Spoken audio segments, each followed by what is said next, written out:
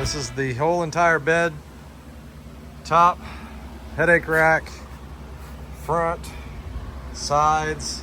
Didn't do the bottom, I just did the deck basically. And I think I put 2 coats on that and about 3 coats on the rails, just so, you know, when they get scratched up, they got a little bit more protection. But turned out pretty good, and I only used not very much. So I've got a whole can of this stuff left over to paint a bunch of other stuff, probably a trailer or 2 here or there. Might paint the frame at some point because it's pretty rusty down there.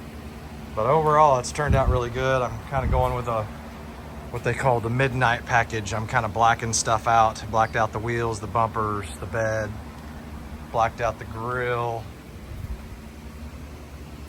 headlight surrounds, put new LEDs in it.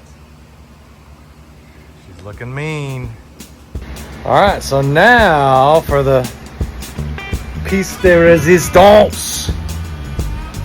We'll put a little logo action on the back here. So I've had this stencil cut a long time ago, and I've used it several times on several projects, and it's going to come out again on this one.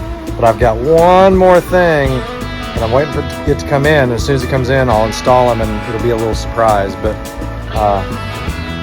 until then, all right, turned out pretty good. Good old Rust-Oleum apple red comes through again. So, old truck's looking pretty sharp. Definitely gonna represent.